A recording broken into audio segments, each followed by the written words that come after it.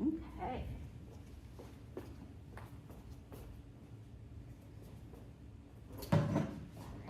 Just want to thank everybody for coming again. I really appreciate it. My name is Heather Brown. I'm the director of the Women's Center. And I am very pleased today that we have an alum not only of St. Cloud State University here with us today, but an alum of the Women's Center. And I miss her all the time. But she is off doing amazing things. We are really just so proud that you are still with us and willing to come and do this, and I appreciate it so much. So this is Kara Cowell, alumni. She graduated last spring and won all the leadership awards, which is great. And she's really an expert on menstrual equity, period poverty, and she's pursuing her master's in public health around maternal health. But I'll let her tell a little bit more about yourself. So tell me a little bit more, tell us all a little bit more about you and what you're passionate about. Yeah, of course. So like Heather said, I'm Kara Cowell. I use she, her pronouns. And I am currently a master's student in the Master's in Public Health program, focusing on maternal and child health, and specifically sexual and reproductive health at the University of Minnesota. I graduated from St. Cloud State in the spring with my bachelor's in biomedical science. And I did a minor in gender and women's studies. I did Huskies Advanced. I worked at the Women's Center, and I was on the swim team here at St. Cloud State. So I was really involved when I was here and got to do a lot of cool things with that.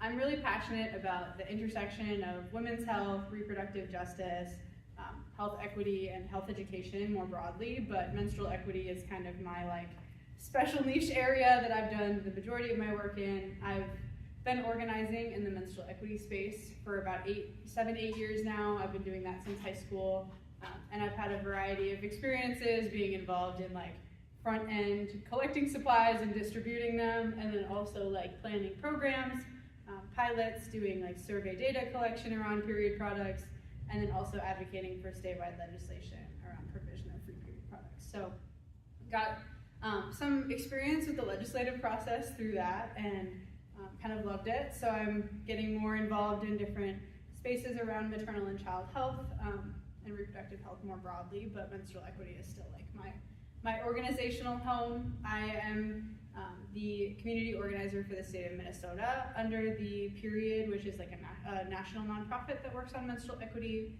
and I also help lead and run the Minnesota Menstrual Equity Coalition, which is a group of nonprofit leaders, students, legislators, and some other folks who are interested in menstrual equity around the state that meets monthly to do different projects, legislative priorities, different things what we need related to menstrual equity in our state. And that's kind of my space broadly. Yeah, and do I remember correctly that last organization that you're talking about just became an official nonprofit, or? Not quite. So the Menstrual Equity Coalition is an informal group of organizations and partners. I'm also on the founding board of a nonprofit around comprehensive sex ed in the state of Minnesota called Honest Sex Ed Minnesota. That is just getting off the ground right now and trying to inform work around comprehensive sex ed as it relates to menstrual equity and menstrual health in our state. So that's kind of where I fit into that space. But yeah, the Menstrual Equity Coalition itself is an informal group of people who just meet. We have people that come in and go out. It's not anything formal. It's not a nonprofit. Okay. Thank you for clarifying that. Yeah. I appreciate that. But it also brings me to sort of the next point, which I think is really important, and it's something that we've been talking about with Changemaker a lot, which is that before you actually do a thing, there's all the stuff that happens before you do the thing. Right. So in your case, I mean, you when we had a brief conversation about you coming and doing this, you wanted to talk a lot about all the things that had to happen up until someone asked you to go testify. So can you tell us a little bit more about the process? What do you have to do to get to that point? Yeah. When that, testifying and all of that, that is not everywhere I expected to end up on this whole trajectory of, being involved. And at the end of the day, it comes down to menstrual equity is something that and that broadly for anyone who isn't familiar is just, the ability to have access to period products and hygiene facilities related to them and menstrual health education to manage someone's period. In case that wasn't, I keep using that term and I want to make sure that's understood. So that was a space that I was involved in and I cared about, and so I was involved in, at my high school, and then when I got to St. Cloud State, I was like, there's no free period products in bathrooms, and I know this is a need because it's a need nationally.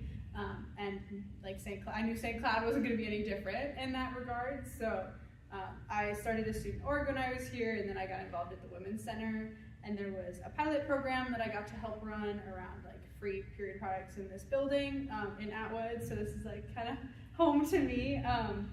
But that pilot program was like great, and it was funded by a grant. Like it was like a one-time thing. So it was like we needed more funding in order to make it sustainable because we ran out of products and we didn't have the money to buy more. So we were like advocating with administration, with like grants and donors, and like trying to figure out how we could get funding for this that was not just going to like make it last while I was here, but also like make sure that it was sustainable long term. And the answer to that ended up being that we're a state funded like public university, so we needed money from the state in order to like have the funding to do that at our university as well as others throughout the state. So I got involved with Students United, which for any student under the Minnesota state system is a like lobbying group that advocates on behalf of students. And that, like getting involved with them, they have like the political relations people that helped me understand like where I fit into that process as a student who knows a lot about the menstrual equity process. I know a lot about my topic, and I knew nothing about politics at that point. Like, and very broadly, like I major in biomedical science. I can tell you all about chemistry and anatomy, but in terms of like how a bill becomes a law, I will be totally honest. I learned most of what I know now throughout the process of building out this legislation from crash course videos on the internet and like a variety of other things. So it's like really easy to learn. It's not easy, but it's like something that you can learn along the way, because at the end of the day, like the most important thing is you know what your subject is, you know why it's important, and like what impact it can make if you're writing or helping advocate for legislation. So I feel like the thing that like to get to that point, like you don't have to be an expert, you don't have to be a politician or a lobbyist or something like that. Like you just have to know what you care about and like know your stuff about your topic, and then like show up in that space consistently and keep advocating for what you want, and make sure that you're building coalition around it too, that like your voice isn't just yourself talking in a silo, because like I can say that I am a like relative expert on menstrual equity advocacy, but I am not representative of everyone who's impacted by menstrual equity or period products in any regard. So like in order for our work to be done in like a successful way, we built a coalition of other organizations and faith leaders and other groups that like came into the space and informed us on like how menstrual equity mattered to their communities. And so that's also a really important thing in like part of that process. I don't know if that kind of answered that question of like how it's like, yeah, coalition building for sure. Absolutely. And so when we had our last Changemaker series, which was about how to write an op-ed, which is something I feel very passionate about as a former journalist, one of the things we talked about is, you know, knowing what you're an expert on and being present and being prepared so that way you can respond to opportunity when it happens. But it sounds to me like in addition to that, for any sort of like major push and a testimony, you also need to be present and connected with others who are also doing the work. Whereas sometimes with an op-ed, yes, it's helpful to have other people along with you, but it gets published under your name, usually as a singular person. Yeah. So it sounds like your entree into that coalition building started with Students United. Would that be a correct statement? Yeah, that's kind of how I got introduced to like people in the space of legislation who are doing advocacy work. And like since then, I've definitely continued to build on that. But like at the end of the day, if you're a student, if you're like just a regular person, like you can't invite yourself to testify on most, like sometimes you can, it depends on which level, but like at least at the like state level of government, like most of the time you need to be invited or you have to be a part of a group that's working on something in order to testify, because that's, otherwise how are they supposed to know that you like have the ability to speak about that? So yeah, just like making yourself be known as like I'm a person that cares about X, Y, Z, and this is why, and I can talk about it, and this is the way that I show up. And like then that's kind of the segue of when someone knows that like, oh, I need someone to talk about this, you're a person that could talk about this. Like that's how I got brought in, was just because like I was working on this here in St. Cloud. I had developed a like implementation guide toolkit for St. Cloud State that got shared at a like statewide educators conference. So my name was floating around attached to that document, and I don't know who got it, but someone got it and showed it to the people that were working on this legislation, and that's how like I got tied into the higher ed bill through Students United, and I think people heard because I testified orally on K through 12's bill, which were two separate pieces of legislation, and I'm not exactly sure how they heard of me for K through 12, but it was either from that piece of paper that was floating around from the people in the coalition I was working with on higher ed stuff, or just because I was really like the period chapter and the organization that I was helping with here, like had my name and my email on it, and like they could find that on the internet. So yeah, it's just like showing up and like, this is what you care about. It was very like obvious on the internet that I'm Kara and I do menstrual equity, and like this is what I can talk about. Yeah. So, and this is certainly something that plays out. I mean, I know that the Star Tribune was looking for some people to talk to about period poverty over the summer. I was like, NPR. Was it NPR? Yeah. Okay. NPR. So having that kind of connection is really helpful, and you build sort of this step-by-step relationship, and it's something that I've tried to do with my own area of expertise, which is around weight issues and learning, and eliminating bias. But one of my questions is testifying before a state legislator is pretty high level. I mean, this is not something you do right away. Had you ever done any sort of testimony before, like a school board or? I skipped steps. Steps. So, like, I was trying to think about it, and like I had never testified before a body in like an official governmental sense or like an elected official, but I had done a lot of presentations or like talking about this with administrators, with like university system staff, and with like student government was a big one too. It's like if you're within education, like there's some sort of student governing body that like hears people's opinions about things, and I had talked to them countless times. So like I had never testified to like a school board or anything more local like that, just because of the time and place and positionality at which I've been doing this work. But there are a lot of students who worked on the menstrual equity legislation that did testify to their school boards and like got school board funded programs first. That's just like my level of involvement was more higher ed, and that was the student government and then like the university administration. So those were like my angles there. But I feel like the skills that you gain from like presenting and talking about your subject and like, here's who I am, here's why this matters to this group of people, and like having that practice of showing up and like that, even if that's to people in your life, even if that's like to people who have titles or positions of power, like the more you do that, the more you're prepared to do something like testify at whatever level. And at the end of the day also, I feel like even though I kind of skipped steps within government, it's like this was relevant in the government at the time, and I was someone who had that set of skills, so it made sense. Like, yeah, absolutely, and it's definitely transferable skills, because even trying to persuade, say, your boss that you want to do something is like doing a testimony, because it is persuasive speech. You are trying to present data, evidence to convince someone to do a certain thing. So there's that. Since you had never done it before, like, did you have any formal ways of preparing? I mean, you obviously had written documents and done other types of speaking, but what kind of like formal preparation? I did a lot of Googling, I'm gonna be totally honest, of like how to write a testimony and watching crash course videos about how bills become laws and how committees work, like that.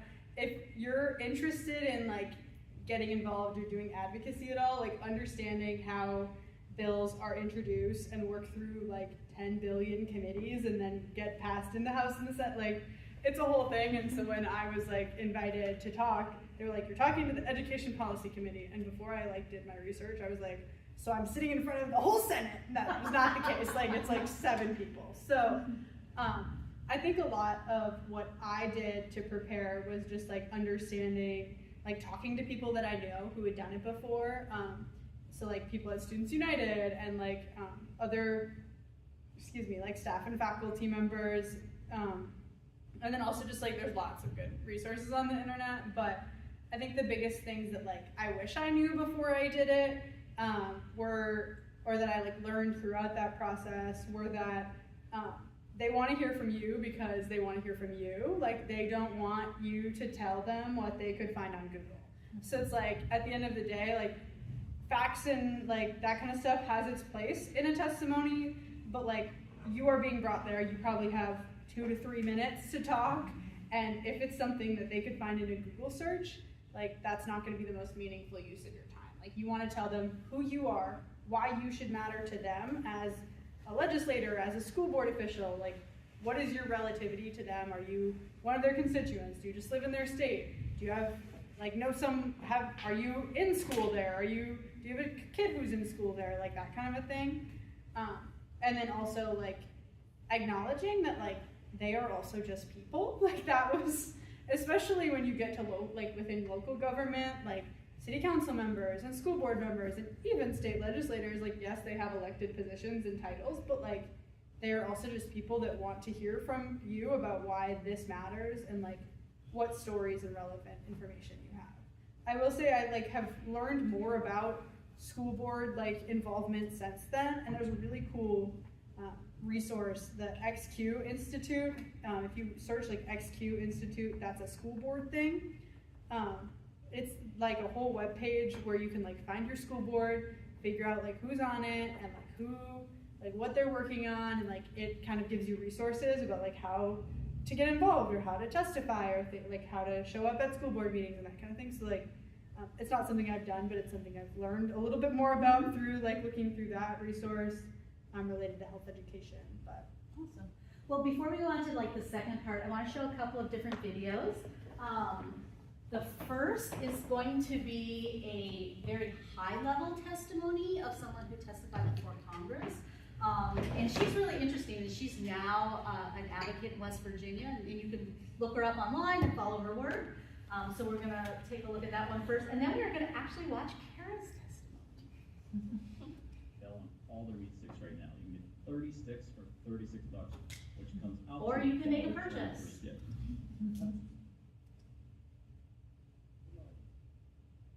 My name is Amy Jo Hutchison. I'm a single mom of 2 who's lived in West Virginia all my life.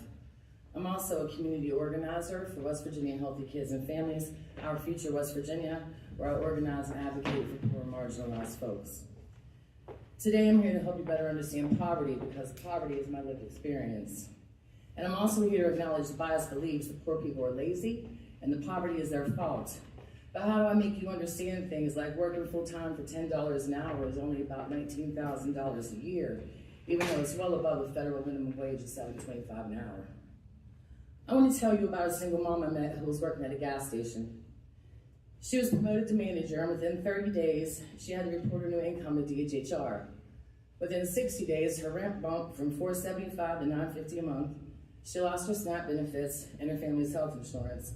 So she did what poor people are forced to do all the time. She resigned her promotion and went back to working part-time just so she and her family could survive. Another single mom I know encouraged her kids to get jobs. For her DHR review, she had to claim their income as well. She lost her SNAP benefits and her insurance, so she weaned herself off of her blood pressure medicines because she, working full-time at a bank and part-time at a shop on the weekends, couldn't afford to buy them.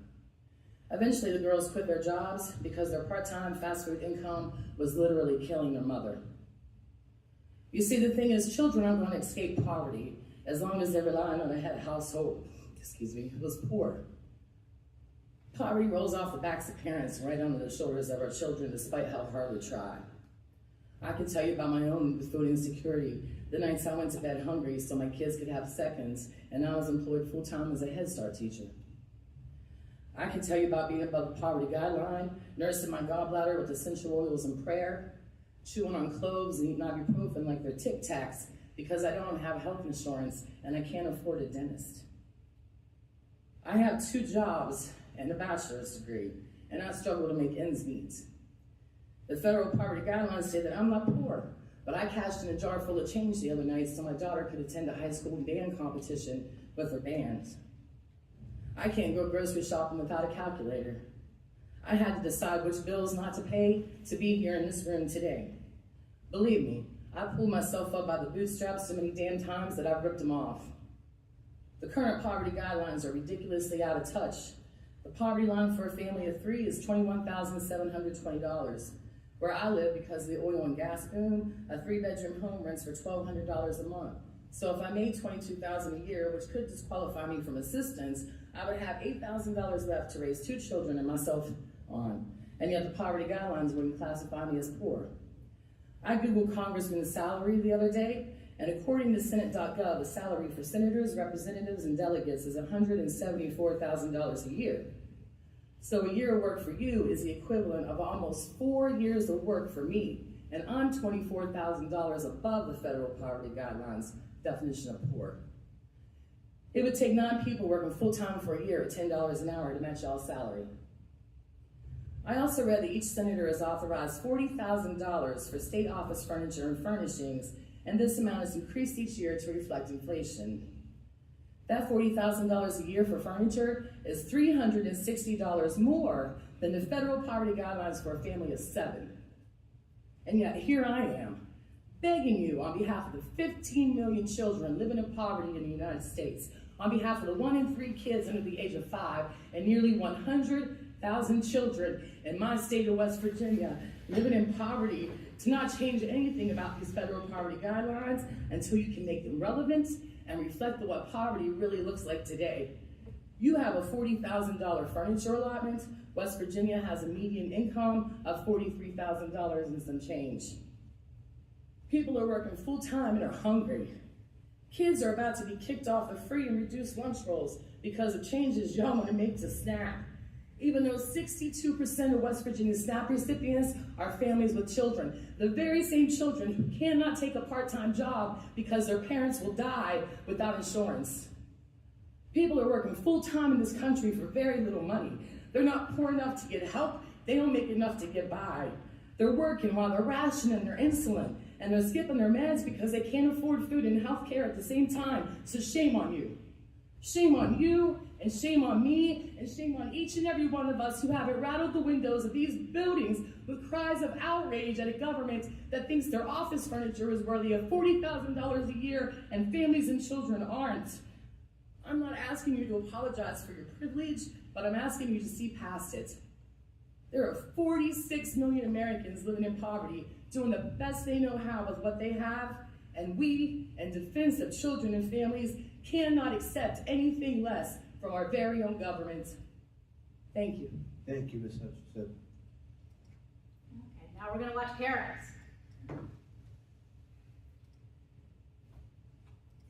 Hello, thank you, Chair and Committee, for having me today.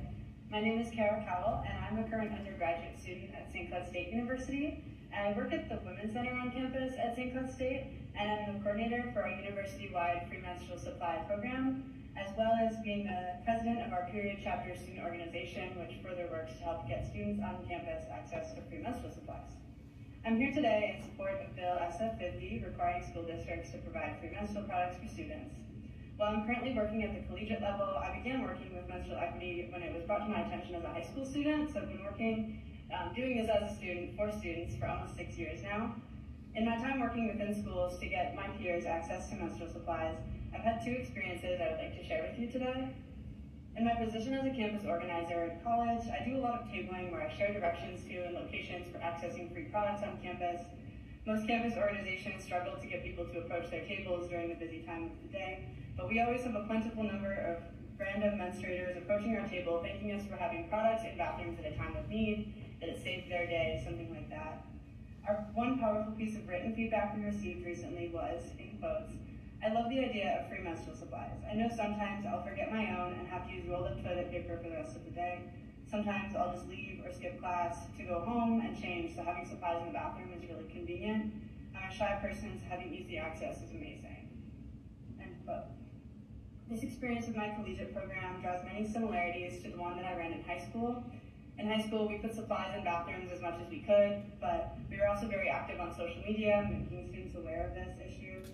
At one point, a student reached out to us on Instagram and asked if we could provide them with an entire box of tampons because their family couldn't afford them that month and they didn't want their needs to feel like a burden.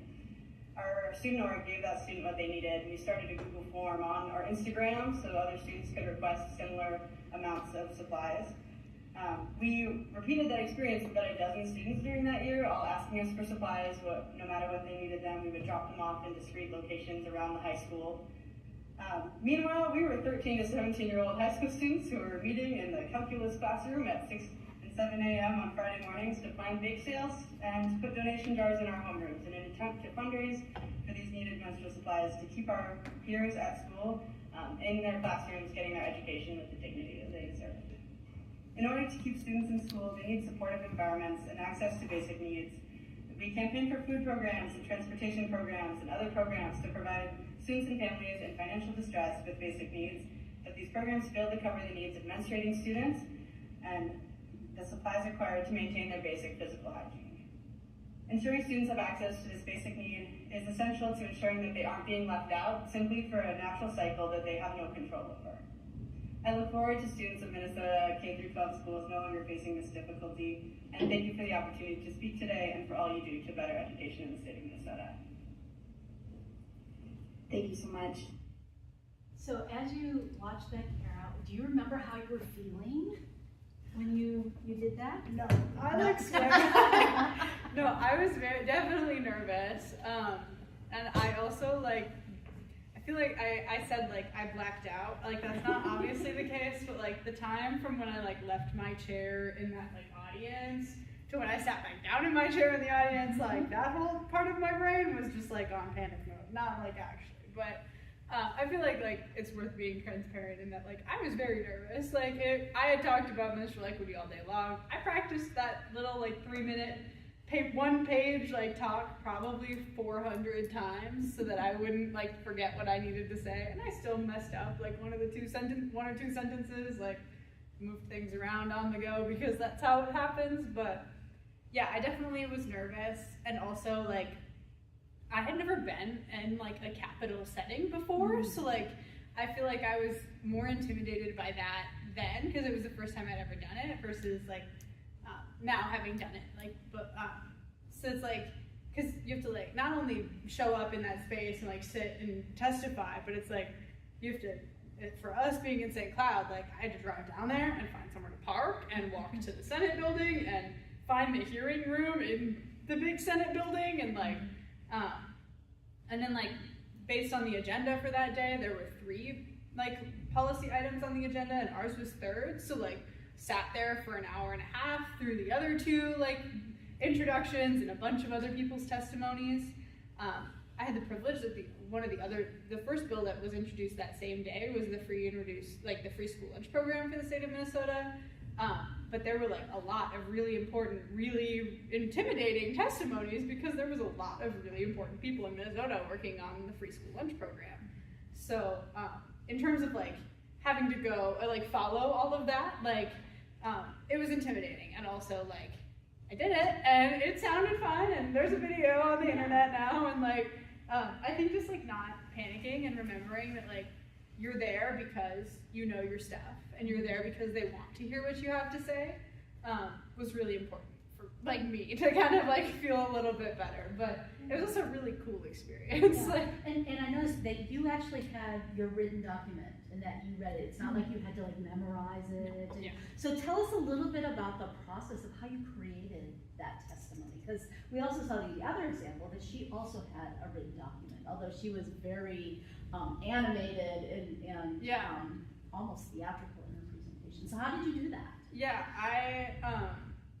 I think I went about it by knowing that they can Google things, so I wanted to focus around stories and what is information that I could present from my experience as a campus organizer and a high school student, because this was a bill that was in K-12 schools, that would be relevant and meaningful and not be repeating something that the other 6 people that were testifying were also going to say. So I think it's what is your unique experience? So for me, it was I was really impacted by a lot of the survey feedback that we had from the, if you like see the bathrooms in this building, they have those like QR codes. That was like, this is like, the ones that are on there now are like version 7 of the survey that we started, but some of the feedback we got on those, like I read in the testimony, was like really impactful, and I wanted to acknowledge that like my experience as an organizer was being on the like back end of like providing products, and I wanted to highlight like I am in the space that I'm in providing products because there is a need.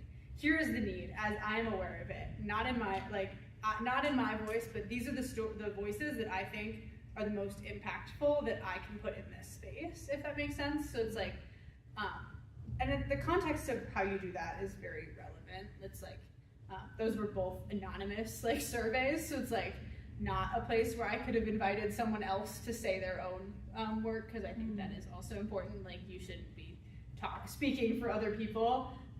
But yeah, I think like that was probably one of the biggest things in like shaping it. It was like, who am I? Why is this relevant? And what can I say? And I think another thing that I wanted to note is like knowing your audience and knowing the buzzwords. So like that was one of the biggest things that I had been told ahead of time was, we are trying to frame this in basic needs. Basic needs is the buzzword that like all the education people are using right now. So make sure you like somehow relate this to basic needs in this conversation. So that was like why I used that term multiple times. Like this is a basic need. It's like this, it's like this, it's like this. It's like kind of knowing your audience and like knowing that I was presenting to a committee of legislators who were mostly ex-educators. Like they had all been teachers at some point or been involved in education at some point in their professional careers. And like, so knowing that context of like who you're talking to also, it's like, if you're talking to a group of like doctors, like, and you're not a doctor, like, it's not your place to tell them like health information. That's like, what is the thing that you can tell them from your perspective and where you sit that's relevant, but also isn't something that they would already know, that they can find themselves, like that kind of thing. So that's kind of how I shaped what I said. So in this particular type of testimony, did you have people like asking you questions and then giving like pushback on you? Because we sometimes see videos like that where a congressperson will be asking a question of someone who's been invited for testimony, and it's often very adversarial. Was this a little different, it sounds like?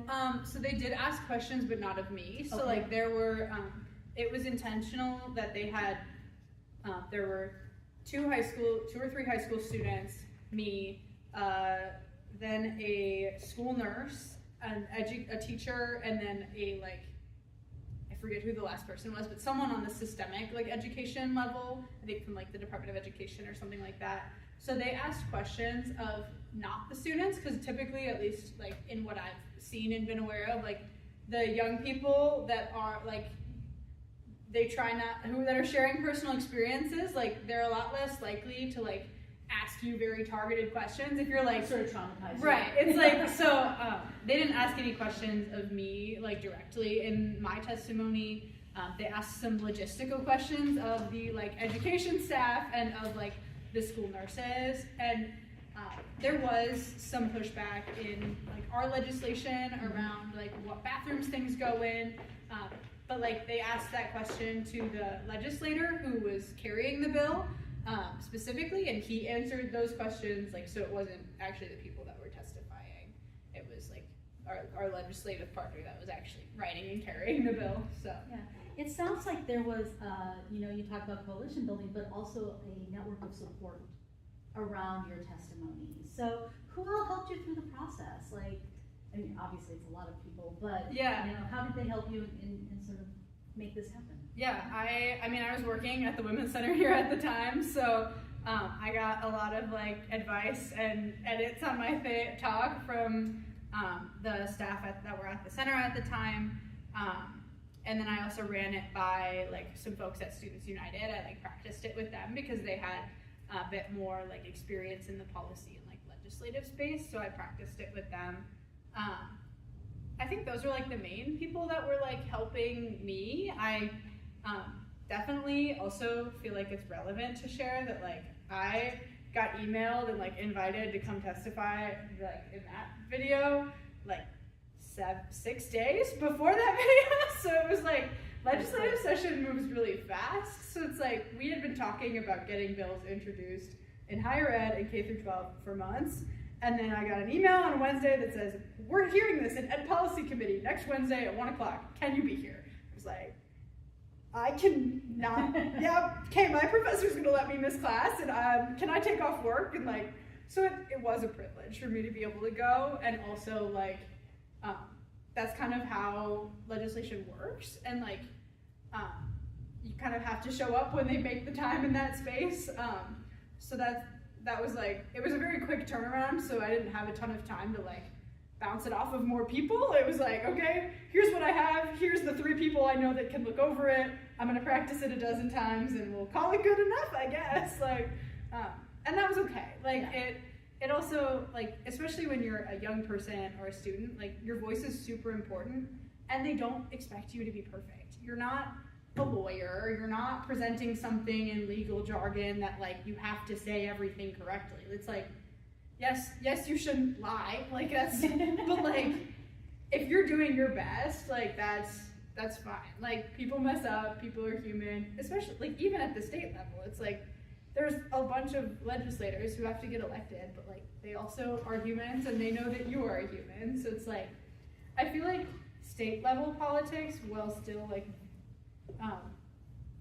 big and important and makes a lot of important decisions, like is a little different from like the one we saw at the federal level, because it's like they are very like in their community. Like our representatives at the state level, like they come and they talk to you. You can go visit like Eric I think, is Eric Putnam still one of the representatives here? Like he holds library town halls every once in a while, like down the street. Like you can go and talk to them, and like they just want to hear what's important to the people in their community. So it's like very much framing it from that angle. And that was actually advice that my coach gave me. He was like, I heard you're going to talk to legislators. Just remember they're like real people and they just care about what people care about. Like, so yeah.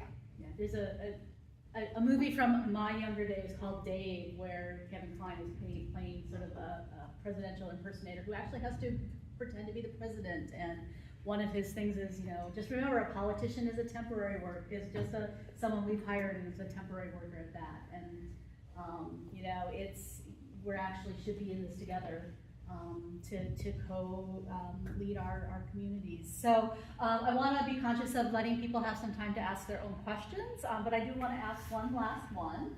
And it's like, what advice do you have for others who might be interested in pursuing this and just have never really thought about it at all? Yeah, especially like in the context of our political climate. I think you don't testify on something, you don't like get to talk about it a bunch without first like organizing around it or doing the work first. Like, you have to figure out what you want and how that aligns with what your community needs, and like listen first and then create action around that in some way, whether that's at a school board level, at a city council level. Like, who pulls the strings that matter in the issue that you're talking about? Is it something that is funded at the state level that requires you to go straight there? Or is it something like in your local park that might be more relevant on city council? Like that kind of thing. So if you see improvements in your community, I think a lot of us are like, well, this sucks and it's annoying, and like, I don't like that this is this way. And it's like really easy to say that, but like, if you want to be able to say that in a way that's meaningful, and you want to be able to testify and say that in like an official space where people with power to change it will actually hear you, you have to like organize and find solutions first. So it's like, when you are trying to show up in a space where you're gonna testify, it's like, why are you doing that? And what can they do? Like, they're in the position they're in because they have some ability of power to make changes. So organizing first, and then also like make it know your space. I kind of talked about that earlier of like, I would not go testify on something about agriculture because I am not an expert on anything about agriculture. Like, this is, my domain is menstrual equity and like little parts of other like related issues, but like menstrual equity is where I sit, and that's why it was relevant for me and my voice to be in this space. Also, like, just on a like very like random level, like check your email all the time, even your junk mail, because you never know which random Tuesday in January you're gonna get an email from a legislative assistant that's like, hey, come testify to the state senate because we found you on the internet. Like, that's probably unlikely for most people, but like if you're doing good work, like that is something, like make your, with relevance to security and personal safety and like all of that, like don't just post all of your contact information on the internet everywhere. But like also people will get connected with you if you're the voice they want. So check your email and always be like semi-prepared.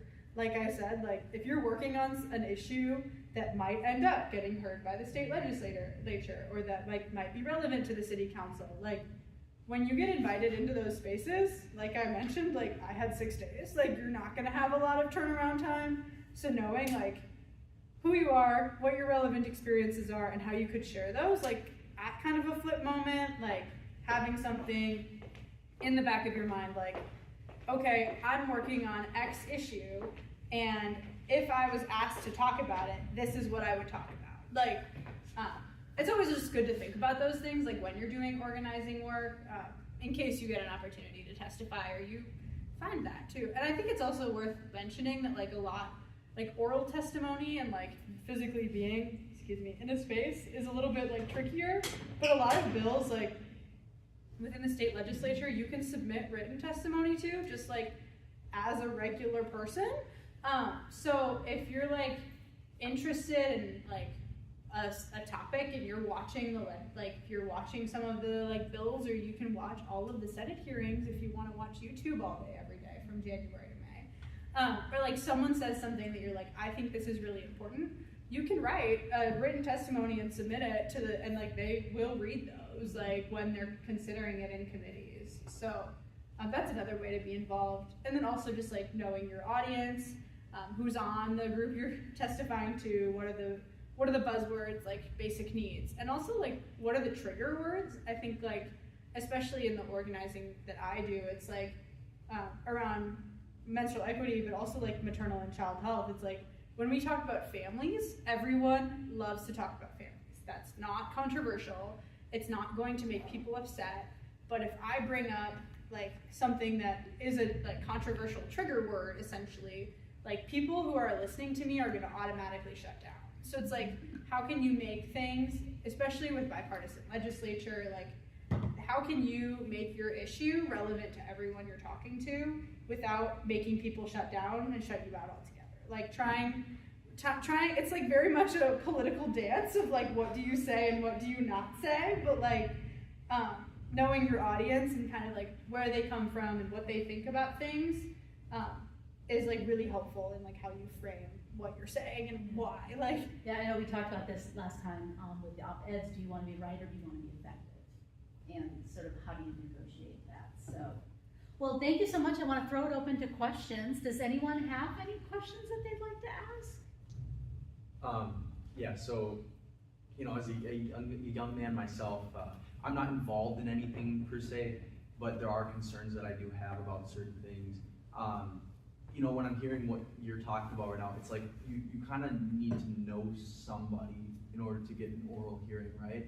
Or you need to be involved in some sort of way. So like, how would somebody like me, like do I have to join an organization? Like, how, like would that be the best way? Because you obviously got invited, right? Yeah. So you can't just like, you can't just show up at the Capitol and be like, hey, I heard about this bill and I'm going to talk to these. It was almost kind of like, I don't want to say lucky, but you were fortunate to be asked. Right. Yeah, and I think it is what organizing you do and what spaces you're in that will give you that opportunity, or like, because it very much is like, yeah, I'm one of the people one of the 7 people they asked to be in that room, and I was one of those people because I had been organizing around menstrual equity in Minnesota. I'd been working with a variety of organizations, so it is very much like picking your issue and getting involved in an organization and like in a way. Because there's a lot of ways you can make change, like within your community, within the state, like at a bunch of different levels. So it's like, if you're really interested in an issue that's like super relevant to your local community, like say your neighborhood needs a stop sign at this corner where everyone keeps like sideswiping each other or something, like that kind of issue, it's like, there's probably like some sort of organization that would be relevant, whether that's like a neighborhood association or a like city council, or like, who can you talk to? Because if you're one individual person that cares about something, that's great. And also, like, making systemic change just based on one voice is not likely, because it's like, people want to hear that this is something that matters to a lot of people in order to like, because they, like, especially elected officials, like to any level of position, like they're elected by the majority of people. So they want to know that what you're trying to do is supported by a majority of people. So getting involved in an organization that has representation kind of can let you like do that. And then also like certain organizations do political work or like do get involved with policy, and some don't. It's like coalition building and like knowing which people you're talking to that are going to have those tools and levers. Like, does this nonprofit, like, they might be a great partner, but they are a 501c3, which doesn't have like any ability to work, or like their ability to work within politics is very limited. But you're also partnering with this 501c4 organization that has a political director. So that person is going to be the one that's doing a lot more talking to legislators and that kind of stuff. So it's like making yourself known to the people who are both great partners because they're great partners and they represent your community, but also with the people who know the right people and who have those ins in the places that you want to talk to, I think are like kind of places to start. But yeah, like in terms of just like making sure I answer the question broadly, an organization, or like getting involved with an organization that is established and exists, about what you care about, or if that doesn't exist yet, like organizing people around it in a way that you can show up with, even if it's not a formal organization, like a group of people that all care about something. It's kind of like the places I would start. Yeah. Can I ask a follow-up?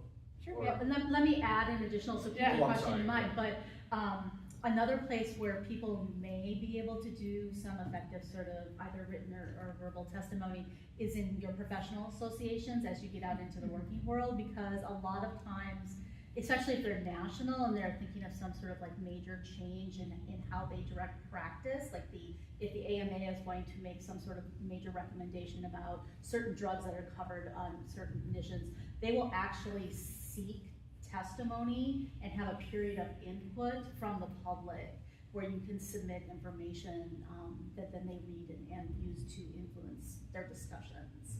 Yeah. So that's another way to put this to use. Yeah. So, but follow-up question. Yeah. Okay, yeah, so I don't want to demean myself here, but you know, you're something of an expert here. I'm not an expert in anything. So if I was going to do something like this or pursue something like this, would it be beneficial to gain some sort of qualifications?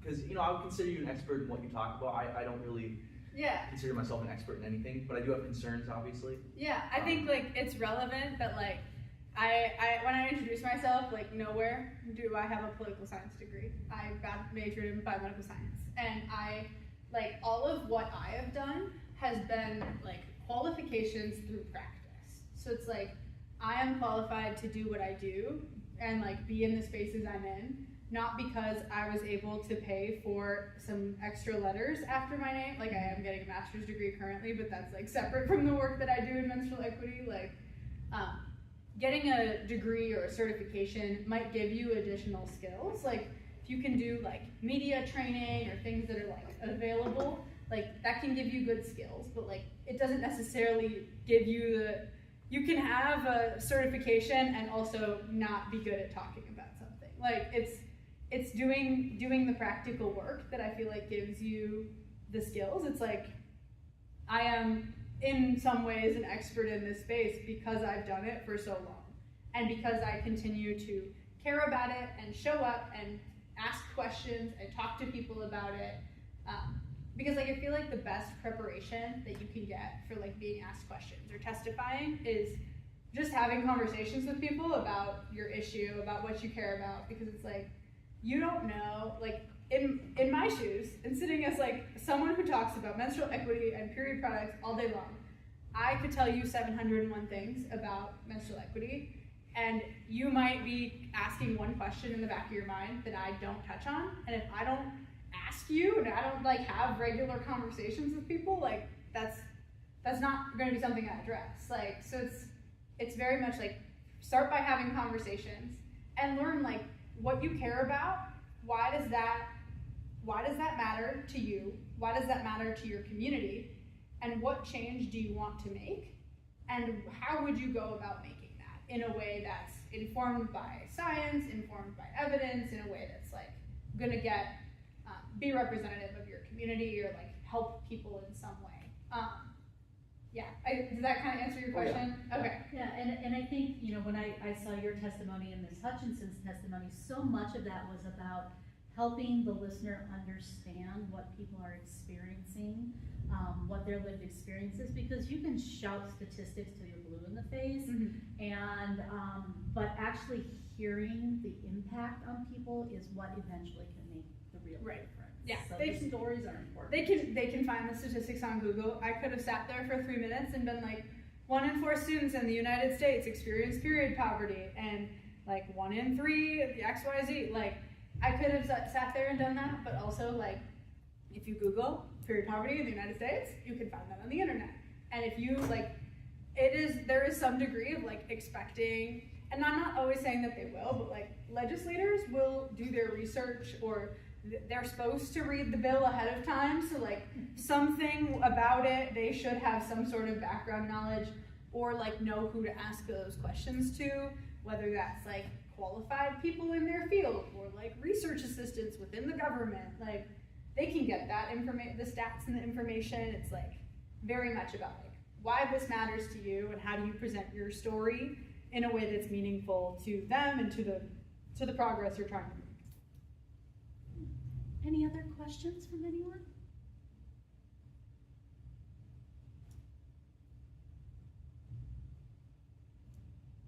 Any last words for us before you go That back sounds to the ominous. cities? No, I'm just kidding. Yeah, I think that's like the majority of it. Like, yeah, crash course politics. Or just like generally like I'm just a bill, like that little fun video Schoolhouse great Schoolhouse Rock. I don't know. Like, yeah, like I think it's the best way that you can start to get involved in like advocacy work is just like understanding who you are and what you care about and like why that's relevant to politics. It's like, especially in like our current political landscape, like you might be saying like, well, I'm impacted by politics because of this identity that I hold, but like that's great and that's really important. And also like, how does what you are pursuing professionally interact with politics? Like, what are other ways that you can get involved? It's like, are you, like for me, I talk a lot about health because I'm in public health and like that's my sector. So it's like, I do a lot of talking to other students in health about like, yes, you are a doctor, you are a dentist, you are like trained to do clinical work, but like you get reimbursed by Medicaid and Medicare because of the way that legislation outlines that. It's like, there are a lot of things that impact all workforces that are legislated in the government or in some way or another.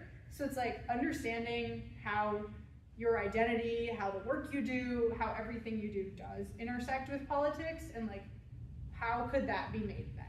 It's like that's always like where policies start. And at the end of the day, if the people who are in the political spaces only know about making the policy better from 1 or 2 or 3 organizations or professional like groups that are working on it, and they don't hear from you, like that change will never happen. So it's like a lot of organizing and being persistent and communicating with people can go a long way. And like I never expected that I would be talking to legislators or continuing to run a coalition at the state level. Like, that kind of stuff happens with a lot of time, but it's like just knowing who you are, what you do, and how that intersects with politics, and what change that can inspire you to make. I think it's really start small. Yes. You know, go to student government and see what they're up to and what they're discussing and what issues are important. Go to your local library. Are they talking about how books are going to be placed in the library?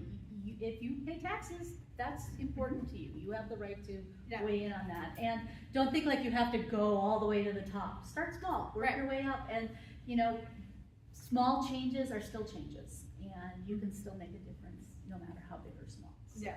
I think the yeah. student government thing I want to like really emphasize, like or like every organization or educational, like there are so many little governments. I was watching a video yesterday that there's like 90,000 like official governments in the United States, and that doesn't even count like all of the student